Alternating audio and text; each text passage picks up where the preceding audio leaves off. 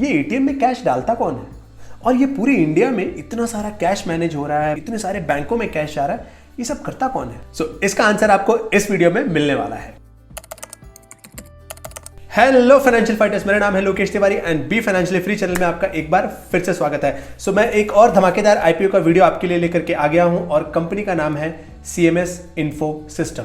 CMS Info System India की largest cash management company है in terms of ATM transaction, मतलब यहां से वहां या फिर एक एटीएम से दूसरे एटीएम में या फिर कैश को एटीएम में ले जाकर के डिपॉजिट करना, ये सारा काम ये कंपनी करती है। हम डिटेल में क्या क्या कवर करने वाले हैं इस पर्टिकुलर कंपनी के बारे में, about the company, business model, future of the industry, competitor, balance sheet and IPO detail with grey market premium.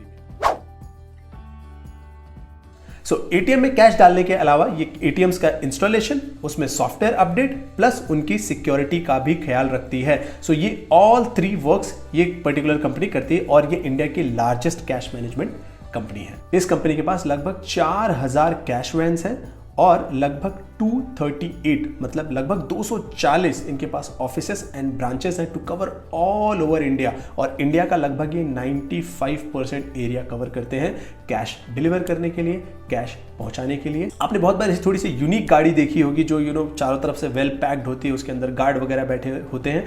वो गाड़ी कैश मैनेजमेंट की ही गाड़ी होती है।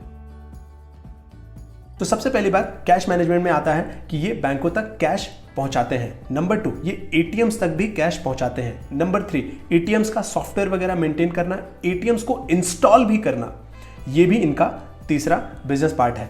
चौथा, ऐसे सॉफ्टवेयर बनाना, ऐसा सिस्टम बनाना कि बैंक एटीएम्स को मॉनिटर कर पाए। इस इमेज से समझने का प्रयास करते हैं। थोड़ा सा ब्लर इमेज है लेकिन आप कॉन्सेंट्रेट करोगे तो समझ जाओगे। बैंक से ये पैसा लेते हैं विच इज स्टेप नंबर 2 और उसको डिपॉजिट कर देते हैं एटीएम्स में। अब एटीएम से पैसा क्या होता है, यूजर वो पैसा निकालता है जैसे कि हम लोग, और उस पैसे को लेकर के हम या तो ग्रोसरी स्टोर में जाएंगे, पेट्रोल पंप भरवाएंगे, पेट्रोल भरवाएंगे, ये सारी चीज़ें हम करते हैं। तो वहाँ से जब कैश कलेक्ट होता है, चाहे वो स्टोर हो चाहे वो मॉल हो, उसको बैंक तक कैसे पहुँचाया जाए। और यहाँ पे देखिए ये फिर से कैश कलेक्ट करते हैं और उसको ये बैंक की ब्रांच तक पहुंचा देते हैं। तो आप ये देख रहे हो पूरा का पूरा सर्कल कैसे हो रहा है, बैंक से कैश कैसे बाहर निकला और फिर कैसे बैंक तक पहुंच गया। तो अब आपको समझ में आ गया होगा कि कैश मैनेजमेंट इंडिया के लिए एक ब्लड लाइन है। और व्हाट वी डू में आप यहाँ पे क्लियरली पढ़ सकते हो, ATM cash management, retail cash management, cash in transit, banking automation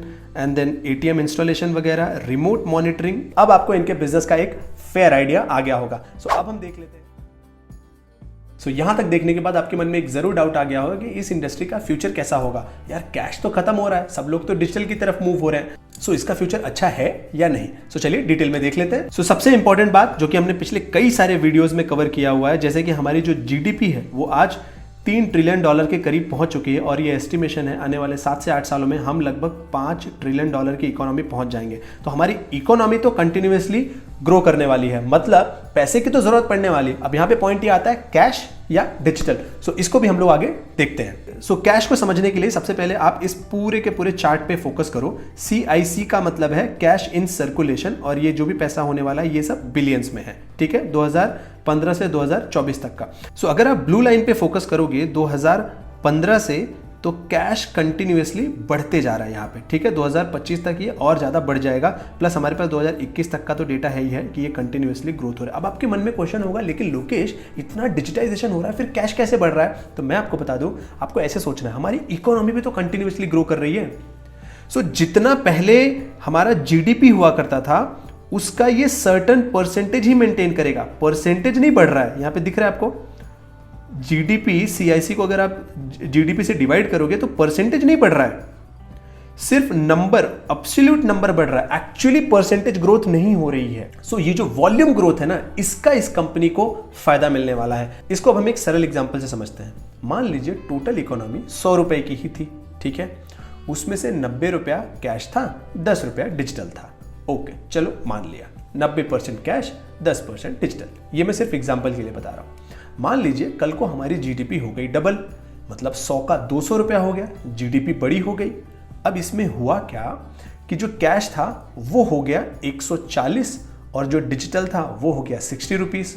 तो 200 में अगर 140 देखोगे तो परसेंटेज वाइज 70% ही रहा। एक्चुअली 90% पहले था, अब 70% ही रहा, लेकिन वॉल्यूम वाइज अगर आप देखोगे तो वॉल्यूम वाइज ग्रोथ आ गई है।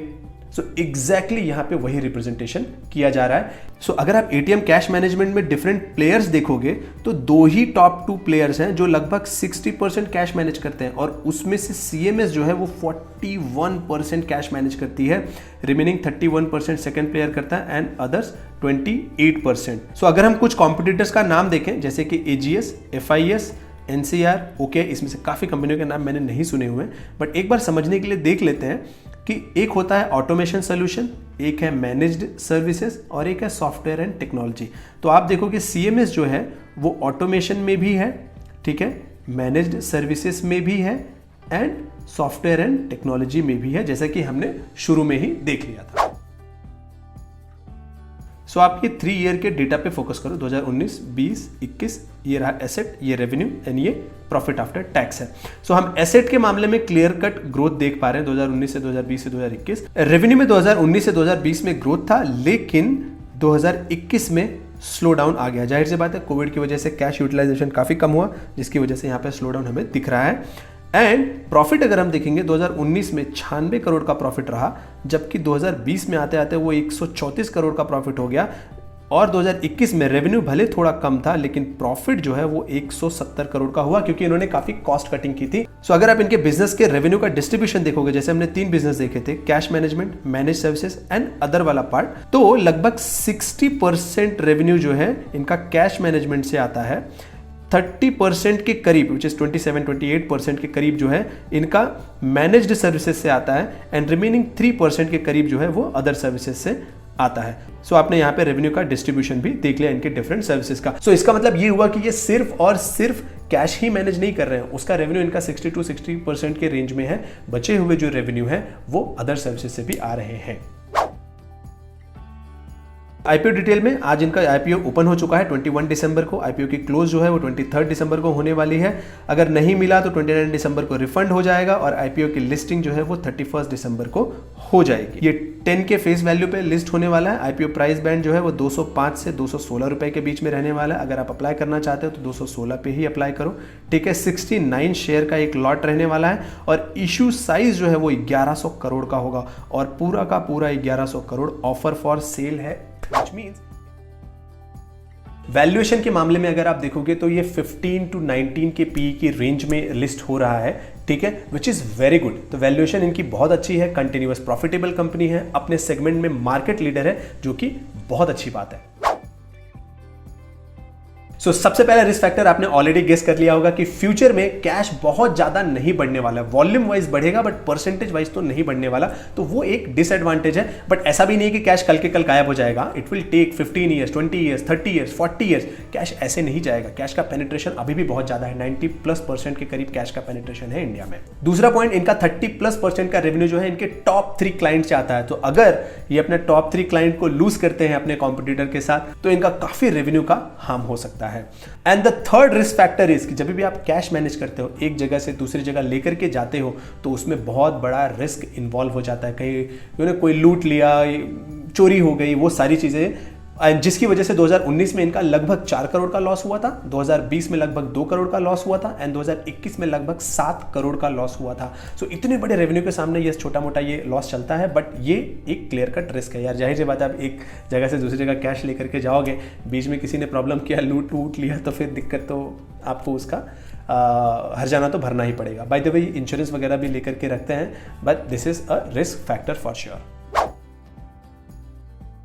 सो ये हम आ गए हैं CNBC की वेबसाइट पे, ठीक है। सो रेलिगेयर सेज कि ये पॉजिटिव है, तो आप लॉन्ग टर्म के लिए अप्लाई कर सकते हो। And then Choice Broking, they recommend subscribing. So ये हम CNBC की ही वेबसाइट पे हैं, ठीक है। ग्रे मार्केट प्रीमियम अगर आप इसका देखोगे तो 20 दिसंबर तक इसका ग्रे मार्केट प्रीमियम 30 रुपए का चल रहा था। इसका मतलब ये हुआ कि 210 का इसका प्राइस है एंड 30 रुपए का ग्रे मार्केट प्रीमियम। सो क्या मैं इस आईपीओ में अप्लाई करने वाला हूं? आंसर है नो, मैं इस आईपीओ में अप्लाई नहीं करने वाला हूं। उसका रीजन ये है कि एक तो ग्रे मार्केट प्रीमियम बहुत अच्छा नहीं है, तो लिस्टिंग गेन में बहुत ज़्यादा एक्सपेक्ट नहीं कर रहा हूँ। 20% के लिए मैं रिस्क लूंगा, कल को मार्केट में थोड़ा बहुत फ्लक्चुएशन हो गया तो 20% ऐसे ही गायब हो सकते हैं। दूसरी बात है, ये कंपनी बहुत अच्छी है लॉन्ग टर्म के लिए इन्वेस्ट करने के लिए, लेकिन फिर भी मेरे पास ऑलरेडी अलग अलग टाइप की कंपनियां इन्वेस्टेड हैं, तो फिलहाल ये मेरे क्राइटेरिया में फिट नहीं बैठ रही है, विच इज जिसमें मैं रैपिड ग्रोथ एक्सपेक्ट करूं, तो मैं इसमें अभी तो नहीं इन्वेस्ट करने वाला। आप मुझे कमेंट करके बताओ कि क्या आप अप्लाई करोगे या नहीं। मैं लोकेश तिवारी इस तरह के वीडियो आप तक जरूर लेकर के आता हूं, क्योंकि मेरा ऐसा मानना है सही फाइनेंशियल इंफॉर्मेशन से आप फाइनेंशियली फ्री बन सकते हो। Thank you so much.